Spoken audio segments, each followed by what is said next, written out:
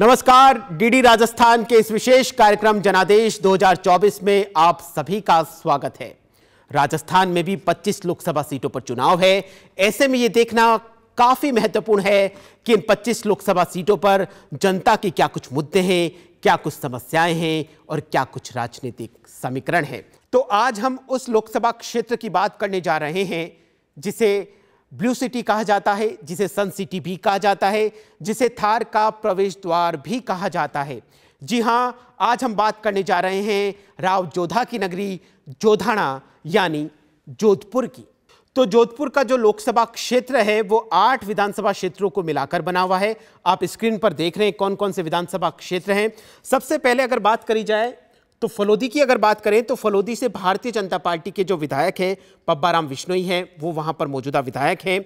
फलोदी के बाद में अगर लोहावट की बात करी जाए तो लोहावट से गजेंद्र सिंह खींवसर भारतीय जनता पार्टी के ही विधायक वहां पर मौजूदा विधायक हैं और मौजूदा सरकार में गजेंद्र सिंह खींवसर कैबिनेट मंत्री भी हैं।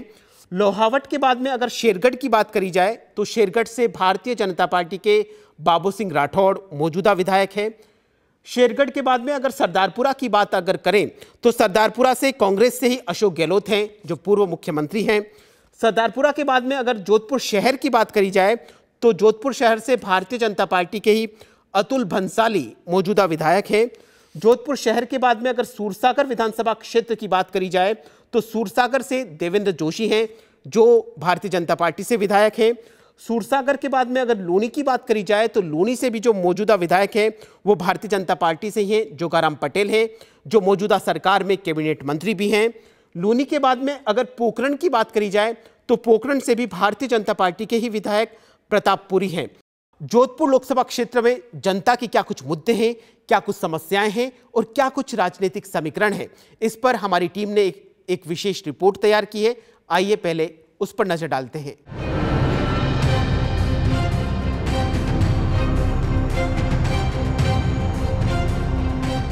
दुनिया भर में ब्लू सिटी और सूर्य नगरी के नाम से विख्यात जोधपुर में इन दिनों लोकसभा चुनाव का बिगुल बज चुका है। इस सीट पर दूसरे चरण में 26 अप्रैल को मतदान होगा।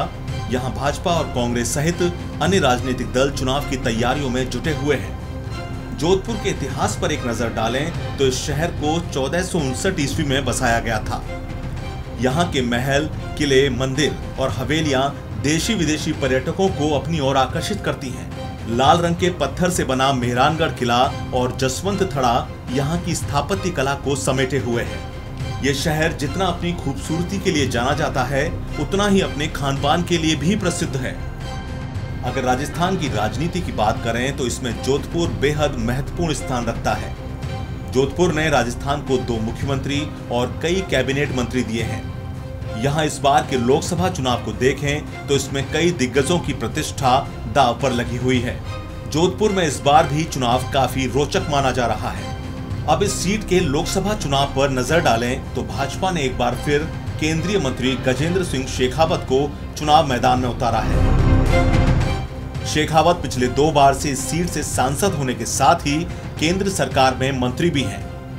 भाजपा प्रत्याशी गजेंद्र सिंह शेखावत प्रधानमंत्री नरेंद्र मोदी की गारंटी और विकास कार्यों को लेकर जनता के बीच जा रहे हैं। देश परिवर्तित हो और देश में गरीब आदमी की चिंता करने वाली सरकार पहली बार है। आप मोदी जी ने राज बनाए हो, 3 करोड़ गरीबों का घर बना, 4 करोड़ घर में बिजली नहीं, वहां घर में बिजली फूक। देश में 10 करोड़ ज्यादा गरीबों ने घर में गैस का चूल्हा फूक गया जो कभी नहीं फूक सकता। उधर कांग्रेस ने नए चेहरे पर दाव खेला है। पार्टी ने यहां पर करण सिंह उचियाडा को टिकट दिया है। उचियाडा का यह पहला चुनाव है। हालांकि वे राजस्थान प्रदेश कांग्रेस कमेटी के महासचिव भी रह चुके हैं।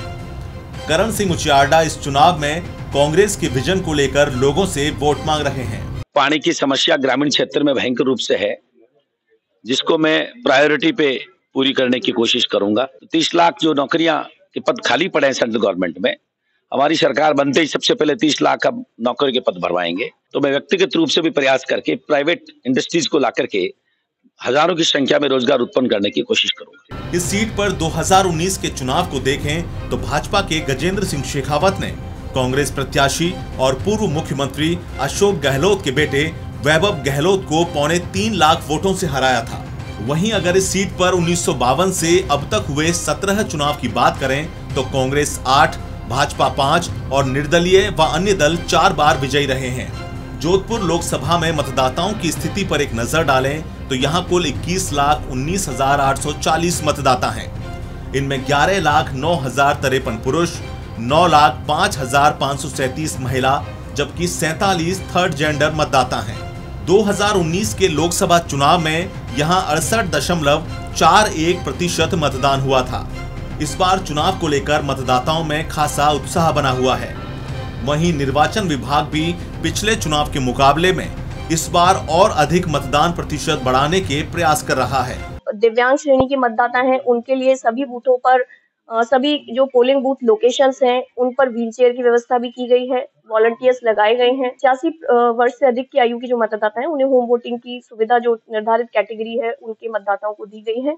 बात अगर इस चुनाव में जनता के मुद्दों की करें तो जोधपुर लोकसभा क्षेत्र मरु प्रदेश का हिस्सा होने के कारण यहाँ पर पानी, बिजली और सड़क की समस्या प्रमुख है। इसके अलावा जोधपुर में यातायात और एलिवेटेड रोड भी मुख्य चुनावी मुद्दा बना हुआ है। जनता के बीच में जनता की समस्याओं को सुनने वाला और जनता की समस्याओं को समाधान कराने वाला ही व्यक्ति जनप्रतिनिधि के रूप में चुनाव लड़ना चाहिए। अंतर्राष्ट्रीय और राष्ट्रीय स्तर के जो अच्छे डेवलप्ड सिटी हैं, जो एक सपना है लोगों का कि हमारा शहर होना चाहिए या किसी भी प्रकार की कमी नहीं हो, सीवरेज में कोई दिक्कत नहीं आए, रोडें टूटी हुई है, पानी की समस्या है, बाकी ट्रैफिक ज्यादा है, रोडें थोड़ी चौड़ी करवाए, बाकी कोई समस्या नहीं। हम लोग ये चाहते हैं एलिवेटेड रोड का वह सपना भी पूरा हो। तो मेन ट्रैफिक है सिटी महीने तो ठीक है, पानी की समस्या है, हर चीज है जी मतलब सही होनी चाहिए। गाँव रो विकास करे, सिटी रो विकास करे, हक रो काम करे, गरीब सहायता करे। जोधपुर सिटी की जो रोड़ा है वो बिल्कुल सुधार में नहीं है। एक बारिश आते ही रोड को एकदम गांव की तरह हो जाता है। जहाँ बारिश क्षेत्र है पानी की थोड़ी समस्या है, पानी पाइपलाइन डली हुई है, पानी आ नहीं रहा है। जोधपुर लोकसभा सीट की बात करें तो पिछले एक दशक से भाजपा इस सीट पर काबिज है। अब देखना दिलचस्प होगा कि आने वाले चुनाव में जनता किसे अपना जनादेश सुनाती है। Sumit Deora, DD News, Jodhpur. तो जोधपुर लोकसभा क्षेत्र के क्या कुछ मुद्दे हैं, क्या कुछ समस्याएं हैं और क्या कुछ यहां के राजनीतिक समीकरण हैं, इस पर हमारी टीम द्वारा तैयार की गई विशेष रिपोर्ट को आपने देखा। जोधपुर लोकसभा क्षेत्र के इन्हीं मुद्दों, समस्याओं और राजनीतिक समीकरणों पर चर्चा करने के लिए स्टूडियो में आज हमारे साथ दो बेहद खास मेहमान मौजूद हैं। मैं आपको उनका परिचय करवा देता हूं। हमारे साथ मौजूद हैं ब्रिजेश शर्मा जी। आप वरिष्ठ पत्रकार हैं, राजनीतिक विश्लेषक हैं और राजस्थान की राजनीति को लंबे समय से देख रहे हैं। सर, आपका इस प्रोग्राम में बहुत बहुत स्वागत है जी। दूसरे हमारे आज के मेहमान हमारे साथ में हैं डॉक्टर शिप्रा माथुर जी हैं। आप भी वरिष्ठ पत्रकार हैं, राजनीतिक विश्लेषक भी हैं और लंबे समय से पत्रकारिता के क्षेत्र से जुड़ी हुई हैं। मैडम, आपका भी इस प्रोग्राम में बहुत बहुत स्वागत है। चलिए, स्वागत के बाद में आज के इस प्रोग्राम को शुरू करते हैं और चर्चा की शुरुआत करते हैं। ब्रिजेश जी, सबसे पहले मैं आपके पास में आना चाहूंगा। जो जोधपुर लोकसभा सीट की हम बात कर रहे हैं, ये राजस्थान के लिहाज से और देश के लिहाज से कितनी ज्यादा महत्वपूर्ण है, ये हम आपसे जानना चाहेंगे जी। विकास जी, मैं आपको एक बात स्पष्ट रूप से कहूं कि जोधपुर की सीट राजस्थान के लिए बहुत ज़्यादा महत्वपूर्ण है। राजस्थान के लिए नहीं, फिलहाल अगर ये कहा जाए कि देश भर में जोधपुर की सीट चर्चा में रहने वाली सीट है तो ये कोई गलत बात नहीं होगी जी। इसका कारण है, वहाँ से जो चुनाव लड़ने वाले हैं वो गजेंद्र सिंह जी, वो वर्तमान सरकार के अंदर मंत्री हैं। लेकिन ऐसा नहीं है कि चुनाव बहुत इजी होने वाला है या बहुत सरल जिसको हम कह सकते हैं। वहाँ कांग्रेस और भारतीय जनता पार्टी के बीच में कांटे की टक्कर होने वाली है। हालांकि और भी राजनीतिक दल हैं, लेकिन फिलहाल जो परिस्थितियाँ चल रही हैं या जिनको ये कह सकते हैं कि मतदाताओं में जो चर्चाएं हैं, उन चर्चाओं को लेकर के, उन मुद्दों को लेकर के जो बातें हैं, उनमें यही कहा जा रहा है कि भारतीय जनता पार्टी और कांग्रेस दोनों आपस में इस बार संघर्ष में रहेंगी और कौन आगे निकल जाएगा इसका अभी थोड़ा समय और लगेगा इसमें। जी शिप्रा जी, ब्रिजेश जी का कहना है कि कांटे की टक्कर देखने को मिल सकती है, लेकिन थोड़ा सा 2-3 महीने अगर अपन पीछे चले और विधानसभा चुनाव की बात करी जाए तो जोधपुर का जो लोकसभा क्षेत्र है उसमें 8 विधानसभा सीटें हैं। 8 विधानसभा सीटों में से 7 पर बीजेपी के विधायक हैं और मात्र 1 पर अशोक गहलोत जी ने कांग्रेस की लाज बचाई है और कांग्रेस वहां से जीती है, सरदारपुरा क्षेत्र से। तो ऐसे में आपको क्या लगता है कि क्या लोकसभा क्षेत्र में भारतीय जनता पार्टी को ज़्यादा मुकाबला देखने को मिलेगा या ज़्यादा मशक्कत करनी पड़ेगी भारतीय जनता पार्टी को? देखिए विकास जी, लोकसभा क्षेत्र जैसा कि ब्रिजेश जी ने कहा कि टक्कर तो कांटे की है, और जैसा आपने कहा कि विधानसभा क्षेत्र में क्योंकि भाजपा की वहाँ पर पकड़ ज़्यादा है इस खास तौर से इस बार के विधानसभा में देखें तो। लेकिन उसके साथ ही आप ये देखें क्योंकि लोकसभा क्षेत्र जो होता है बहुत बड़ा होता है, और जोधपुर के लोकसभा क्षेत्र की अगर हम देखें तो एक खासियत ये भी है कि जो 58% जो मतदाता है वो ग्रामीण है, ग्रामीण क्षेत्र का है। तो जो ग्रामीण क्षेत्र के मुद्दे हैं, मुझे लगता है कि भले ही वो बंटवारा आपको दिख रहा हो कि विधानसभा क्षेत्र में पकड़ पूरी भाजपा की है, लेकिन लोकसभा में और विधानसभा के चुनाव में हमेशा से राजस्थान का मतदाता अपने विवेक से, स्वविवेक से काम लेता रहा है। वो ज़रूरी नहीं है कि उसने विधानसभा में जो निर्णय लिया वही निर्णय वो लोकसभा में भी ले। तो मुद्दे जो है जोधपुर के वो, क्योंकि लोकसभा विधानसभा क्षेत्र बहुत बड़ा है, और मुद्दे पानी के मुद्दे, क्योंकि लोकसभा क्षेत्र की जब हम बात करते हैं तो मुद्दे भी बड़े होते हैं। तो वहाँ आप देखें कि जोधपुर में 2-3 मुद्दे खास तौर से जो है वो बहुत मुखर तौर पर उनकी बात अब भी हो रही है, और लगातार पिछले 5 साल में एलिवेटेड रोड का मामला हो, जोजरी रिवर फ्रंट का मामला हो, और क्योंकि जोधपुर ऐसी सिटी है जो कि भारत भर में और बल्कि दुनिया भर के नक्शे पर एक पर्यटन सिटी के तरह जानी जाती है, और ब्लू सिटी की तरह इसकी एक पहचान है। तो बहुत समय से वहाँ के लोगों की ये मांग भी है कि इतनी संभावना होते हुए, इतनी अपॉर्चुनिटीज होते हुए भी उस मायने में पर्यटन का विस्तार जो है वो नहीं हो पाया है। तो क्यों नहीं ब्लू सिटी के तौर पर उसको एक तरह की एक नई ब्रांडिंग की जाए, और जो मौके हैं वो और उसमें वृद्धि हो। और जोजरी रिवर फ्रंट के साथ ही जो पानी के मुद्दे हैं उसको जो कांग्रेस के जो प्रत्याशी हैं उन्होंने भी उसको बहुत जोर शोर से उठाया। वो इसलिए भी ज़रूरी बात है क्योंकि गजेंद्र सिंह जी जो कि प्रत्याशी हैं भाजपा के और जल शक्ति मंत्री हैं जो भाजपा सरकार में, केंद्र की सरकार में, तो वो क्योंकि जल शक्ति मंत्री हैं और जल का मुद्दा पूरे राजस्थान के लिए बहुत बड़ा मुद्दा है। चर्चा करेंगे।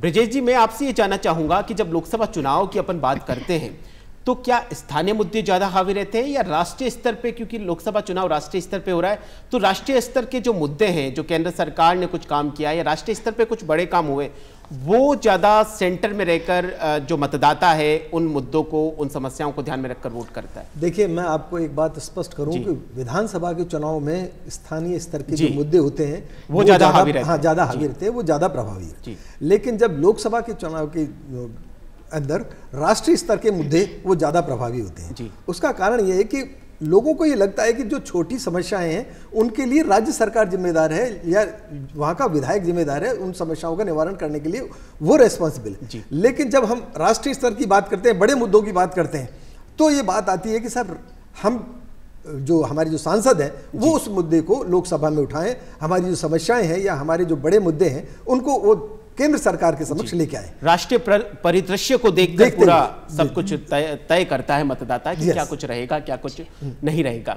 जी, इस हिसाब से मेरा मानना यह है कि जो इस चुनाव के अंदर जो मुद्दे हैं वो राष्ट्रीय स्तर पर जो मुद्दे हैं वो उनको मतदाता ज्यादा ध्यान देगा और मतदाता को देना भी चाहिए। जी, शिप्रा जी, क्या आपको नहीं लगता कि यही कारण है कि गजेंद्र सिंह जी शेखावत जी भी कहीं पर भी सभा को संबोधित करते हैं तो राष्ट्रीय स्तर पे क्या कुछ काम हुआ है, राष्ट्रीय स्तर के मुद्दों पर ही चर्चा करते हैं, क्योंकि राष्ट्रीय स्तर का ही चुनाव हो रहा है, हम देश में एक नई सरकार का गठन करने जा रहे हैं।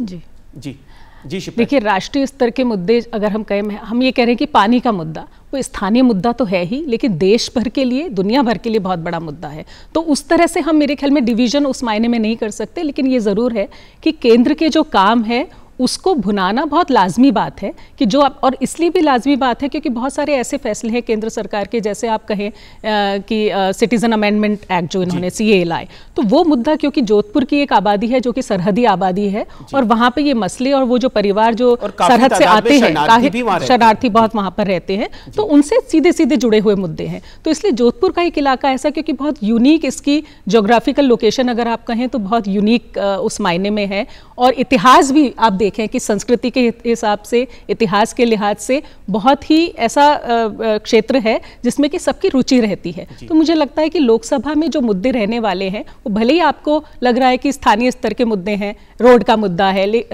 पर्यटन का मुद्दा है, लेकिन यूं माने आप कि देश के लिहाज से यही ऐसे मुद्दे हैं।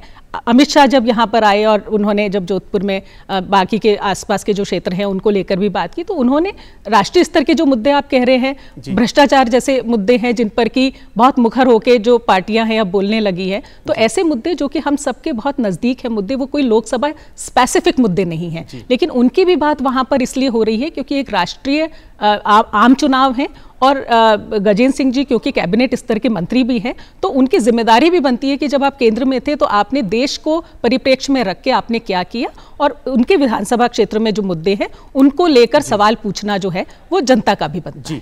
जी ब्रजेश जी, 1952 से जो अब तक चुनाव हुए जोधपुर में, कभी निर्दलियों ने बाजी मारी, कभी जनता दल ने बाजी मारी है, कभी कांग्रेस ने बाजी मारी है, बीजेपी ने, तो क्या आपको लगता है कि पिछले 10-15 सालों में जो बीजेपी भारतीय जनता पार्टी ने अपनी जो पकड़ है वो जोधपुर में मजबूत बनाई है? बिल्कुल और कहीं ना कहीं कांग्रेस पिछड़ रही है, क्योंकि विधानसभा चुनाव में देख ही रहे हैं कि कांग्रेस की जो सीटें थी वो कांग्रेस ने खोई है। बिल्कुल ये बात सही है जी कि पिछले 10 साल, क्या मैं बल्कि इससे और पीछे ले जाना चाहता हूं आपको थोड़ा सा, पिछले 15 साल की बात मैं अगर कर रहा हूं तो आप ये मान के चलिए कि 15 साल पहले जो भारतीय जनता पार्टी की स्थिति थी वो मजबूत होकर उभरी है जी। इसकी वजह क्या है कि 10 साल से तो गजेंद्र सिंह जी खुद ही मंत्री रहे जी, 10 साल से तो लगातार वो सांसद रहे। ठीक विधानसभा की स्थिति उलट हो जाती है, लोकल मुद्दों की वजह से, स्थानीय मुद्दों की वजह से चुनाव में इस परिस्थितियां बदल जाती। लेकिन जब हम संसद की बात करते हैं या लोकसभा की बात करते हैं तो लोकसभा के अंदर ये बात सही है कि राजनीतिक घटनाक्रम तेजी के साथ बदलते हैं जी, और उनमें होता क्या है कि पिछले 10 साल से ही रहे, उसके बीच में उससे पहले अशोक गहलोत जो राजस्थान के मुख्यमंत्री रहे हैं वो भी वहां से रहे, वो भी केंद्र में मंत्री रहे और ये भी केंद्र में मंत्री रहे। तो जोधपुर का वर्चस्व या जोधपुर का केंद्र में हस्तक्षेप जिसको कहना चाहिए या दबदबा जिसको कहना चाहिए वो पूरा रहा है। लेकिन ये बात सही है कि जोधपुर में भारतीय जनता पार्टी का प्रभाव बढ़ा है, लेकिन हम इसको ये मान के चले कि कांग्रेस का प्रभाव या दूसरे दलों का, ये सही है दूसरे दलों का उतना प्रभाव नहीं है, लेकिन कांग्रेस का प्रभाव बिल्कुल नहीं है, इसको भी नकार नहीं सकते जी। लगातार दोनों पार्टियां अपना अपना प्रयास कर रही हैं और प्रयास करना भी चाहिए, राजनीतिक दल हैं, सब अपने अपने प्रयास करते भी हैं जी। शिप्रा जी, बात अगर प्रजामंडल आंदोलन से शुरू किया जाए तो जयनारायण व्यास बहुत बड़ा नाम है जो राजस्थान के मुख्यमंत्री भी रह चुके हैं। इसके अलावा अशोक गहलोत जी भी राजस्थान के 3 बार मुख्यमंत्री भी रह चुके हैं, केंद्रीय मंत्री भी रहे, और जोधपुर से कई ऐसे मंत्री निकले जो कैबिनेट मंत्री, जसवंत सिंह जी का जिक्र करें चंद्रेश तो कुमारी भी रही, वो भी रहे, चंद्रेश कुमारी जी भी रहे। तो जोधपुर हर समय काल परिस्थितियों में कहीं ना कहीं किसी न किसी मुद्दे को लेकर सुर्खियों में रहा है, राजनीतिक वर्चस्व हमेशा कायम रहा है। बिल्कुल, अगर हम पहले चुनाव की, आपने क्योंकि जयनारायण व्यास जी की बात की, तो पहले चुनाव में ही देखें तो 1952 का जब चुनाव हुआ था तो वो ऐसा चुनाव था जबकि प्रजामंडल आंदोलन जो है वो बिल्कुल अपने चरम पर था, और उसमें भी जोधपुर ने बड़ी महत्वपूर्ण भूमिका निभाई थी। जोधपुर के और भी क्रांतिकारी भी थे उसमें। जी। और हनुमंत सिंह जी जो उस वक्त के वहाँ के राजा थे, उन्होंने पहला चुनाव जो है आम चुनाव भी लड़ा और विधानसभा का चुनाव भी लड़ा, और वो भी निर्दलीय जीता। हाँ, और उसमें भी एक इंटरेस्टिंग बात ये हुई थी कि जो जालौर वाली सीट और जो जोधपुर की जो सीट थी, तो व्यास जी जो थे वो दोनों सीटों से लड़े थे और उन्हें एक तरह से मनोनीत कर दिया गया था। जो राजस्थान बना था, नया जो पुनर्गठन हुआ था, उसका मुख्यमंत्री भी एक तरह से बना दिया गया था। लेकिन जब चुनाव हुए और नतीजा आया तो हनुमंत सिंह जी दोनों सीटों पर, व्यास जो थे जयनारायण व्यास, वो दोनों सीटों पर उनको हार का सामना करना पड़ा।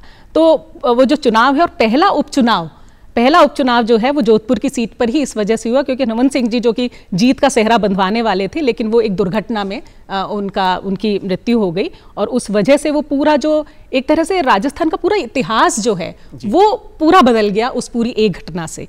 तो जोधपुर जो है वो बहुत महत्वपूर्ण कड़ी रहा है राजस्थान के इतिहास में, और बहुत सारी ऐसी घटनाएं, आप इतिहास भी अगर देखें, वीर दुर्गादास का इतिहास देखें कि पूरे मुगल शासन को किस तरह से उन्होंने 20 साल तक पूरी चुनौती दी। राजनीतिक महत्व में हम ये भी देखें कि जैसा ब्रिजेश जी भी कह रहे थे कि जिस तरह से पिछले सालों में देख रहे थे कि 2014 का जो चुनाव था, क्योंकि वो एक लहर थी पूरे देश में, तो उस वक्त अगर आप भाजपा का जीत का प्रतिशत देखें, जो गजेंद्र सिंह जी जीते थे, वो 66% जो उनका वोट शेयर जो उस वक्त था, वो 2019 में घटकर पर 58 रह जाता है। तो देखिए वो जो अभी आप इसीलिए इस वक्त जब हम खड़े हैं, जब ये बहुत श्योरिटी से नहीं कहा जा सकता कि खैर ये वक्त के साथ साथ राजनीतिक समीकरण बदल रहे हैं, बदलते रहे हैं, कुछ बिगड़ेंगे और वापस से इनका नया परिदृश्य हम सबको देखने को मिलेगा। जोधपुर की जनता से जब हमारी टीम ने समस्याओं और मुद्दों पर चर्चा करी तो सबसे बड़ी समस्या है, क्योंकि जोधपुर राजस्थान की दूसरी बड़ी सिटी है, तो वहां पर जो ट्रैफिक सिस्टम है वो पूरी तरीके से अव्यवस्थित है। ब्रिजेश जी देखिए, बिल्कुल सही बात है कि ट्रैफिक सिस्टम तो बहुत खराब, जिसको कहने की खराब स्थिति में कह सकते हैं। राजस्थान हाईकोर्ट वहाँ है, एम्स वहाँ है, आयुर्वेदिक विश्वविद्यालय वहाँ पे है, इतनी बड़ी बड़ी संस्थाएं हैं, तो पूरे देश की निगाहें रहती है जोधपुर। मैं बिल्कुल सही है, यही बात ये मैं आपसे कहना चाह रहा हूँ। इसीलिए अब मैंने आपसे एक बात कही कि कांटे की टक्कर कांग्रेस और बीजेपी में होगी। ये जो मुद्दे हैं, ट्रैफिक की समस्या, दूसरे कुछ विकास की समस्या, ये जो मुद्दे हैं ये उठेंगे, ये सामने आ रहे हैं। एलिवेटेड रोड का पिछले 10 सालों से लगातार चल रहा है मामला। नहीं, 10 साल से एलिवेटेड रोड का चल रहा है, 10 साल से ये ट्रैफिक का भी चल रहा है। इसके साथ साथ ही मुद्दा ये भी चल रहा है, जो एम्स है उसका नाम भी नहीं बदला गया, मीराबाई के लिए नाम, उसके लिए भी लगातार प्रयास किए जा रहे हैं, कर रहे हैं। फिर एक राजस्थानी भाषा को मान्यता दिलाने की बात है कि हम राजस्थानी भाषा को मान्यता नहीं दिला पाए, तो ये सारे मुद्दे वहां चल रहे हैं, तो इनको अनदेखा नहीं किया जा सकता। केवल एक हम ये मान के चलें कि केवल एक ट्रैफिक का ही मुद्दा हो, ट्रैफिक ही नहीं, ट्रैफिक तो वहाँ की बहुत बड़ी समस्या है। और ये ट्रैफिक की समस्या केवल जोधपुर की समस्या नहीं है, ये क्योंकि जोधपुर में पर्यटक भी काफी आते हैं, तो वो क्या संदेश लेकर जाएंगे निश्चित अगर उनको इस तरह की समस्याओं का सामना करना पड़ा। शिप्रा जी, मैं आपके पास में आना चाहूंगा। जो जोधपुर के युवा है उनकी सबसे बड़ी समस्या, हालांकि ये पूरे प्रदेश की समस्या है, जो पेपर लीक का जो मामला है, युवाओं के जो सपने हैं वो पूरे नहीं हो रहे, सपने बीच में ही अपना दम तोड़ रहे हैं। बिल्कुल, देखिए युवा जो मतदाता हैं वो बहुत क्रूशियल रोल इस बार के इलेक्शन में हमेशा से उनकी भूमिका बहुत अहम रही है, और उनके जो मुद्दे हैं वो ट्रैफिक और ये सब मुद्दे हालांकि बहुत आम रुचि के मुद्दे होते हैं, लेकिन अगर हम युवा मतदाताओं के लिहाज से देखें तो उनके लिए सबसे बड़ा मुद्दा होता है कि हमारे लिए अपॉर्चुनिटीज़ क्या है, रोज़गार की अपॉर्चुनिटीज़ क्या है। और रोज़गार की अपॉर्चुनिटीज़ में जब वो सरकार के जो उसमें जहाँ उसको गुंजाइश लगती है वहाँ पर जब शामिल होता है और पेपर लीक जैसे मामलों से सामना होता है तो वो बहुत डिसअपॉइंटमेंट होता है। तो उसकी उम्मीद डेफिनेटली ये है कि जो सरकार जो भी बने वो इन बातों को एड्रेस करे, और उसके लिए जो रोजगार की जो अपॉर्चुनिटीज वहां पर देखिए, अब बड़े सिटीज जो है, जो बड़े मेट्रो सिटीज है, वहां पर अब बहुत क्राइसिस हो रहा है। तो ऐसे जो सिटीज है, ग्रामीण क्षेत्र की बात करी जाए तो वहां पे संसाधन इतने पर्याप्त नहीं है, बिल्कुल। युवाओं का पढ़ाई के अलावा कोई दूसरा कोई विकल्प भी नहीं है। काफी तादाद में वो कंपटीशन की तैयारी कर रहे हैं, प्रशासनिक एग्जाम की तैयारी कर रहे हैं, और फिर जाके पेपर लीक हो जाते हैं, घर से दूर भी रहते हैं, कहीं जाके भी तैयारी करते हैं। ये माइंडसेट की बात है कि हम केवल रोजगार, अगर केवल सरकारी नौकरियों को रोजगार मान के चल रहे हैं तो वहाँ दिक्कत आती है, क्योंकि संभावनाओं से भरा हुआ क्षेत्र है जोधपुर का इलाका, मारवाड़ का इलाका, जहाँ हैंडीक्राफ्ट है, और एक ज़माना था जब यहाँ से एक्सपोर्ट हुआ करता था, तो एक्सपोर्ट का हब रहा है, पूरा रूट रहा है यहाँ पर।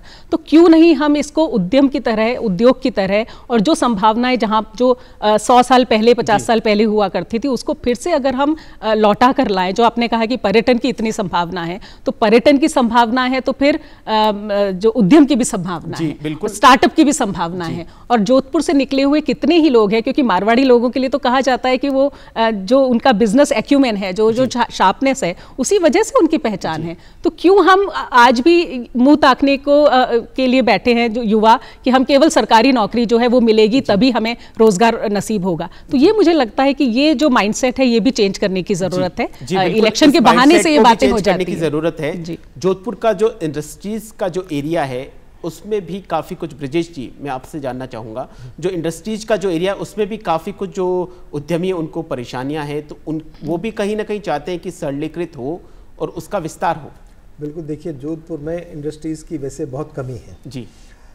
जोधपुर औद्योगिक क्षेत्र जिसको कहना चाहिए उतना विकसित नहीं हो पाया जितना विकसित होना चाहिए था जी।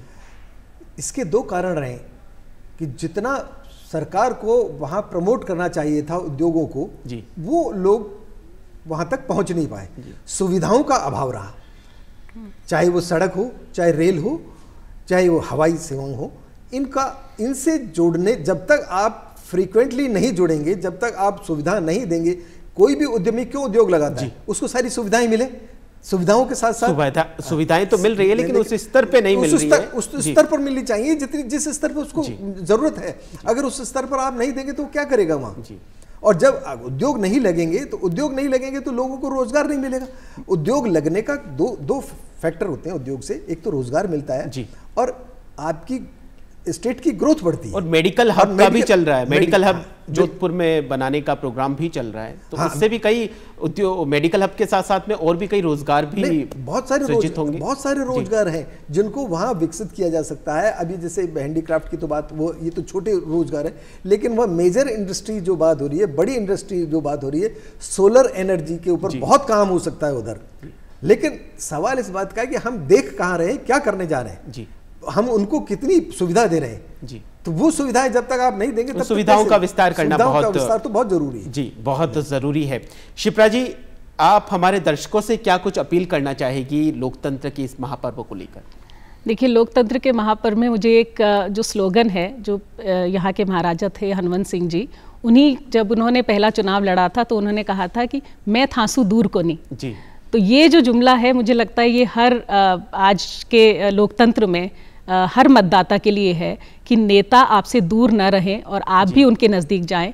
तो ये जिम्मा आपका है कि आप घर से निकलें, अपना मतदान दें, और जितना ज़्यादा से ज़्यादा आप लोग रुचि लेंगे कि हमारे लिए क्या कोई कह रहा है, क्या उन्होंने वादे किए हैं, क्या घोषणाएं की हैं, तो वो जिम्मेदारी हमारी भी उतनी ही बनती है। तो मुझे यही कहना है सारे मतदाताओं से कि राजस्थान का इस बार का चुनाव, मुझे लगता है अगर रिकॉर्ड तोड़ मतदान अगर हो पाए तो वो हमारे लिए बहुत गौरव की बात होगी। जी ब्रिजेश जी, आप क्या कुछ अपील करना चाहेंगे? मेरा मानना ये है कि मतदाताओं को घर में न बैठ करके वोट करने के लिए निकलना चाहिए। आमतौर पर ये सोचते हैं इतने बजे दे देंगे चुनाव, थोड़ा ठहर के चले जाएंगे या ये करेंगे, लेकिन नहीं, मतदाता को पहले वोट डालना चाहिए। और मेरी तो सबसे अपील यही है कि वो घर से निकलें और अपना मतदान दें। जी सर, आप दोनों इस प्रोग्राम में पधारे, आपका बहुत बहुत धन्यवाद। डीडी राजस्थान के आज के इस विशेष कार्यक्रम में फिलहाल के लिए इतना ही। आप देखते रहिए डीडी राजस्थान। नमस्कार।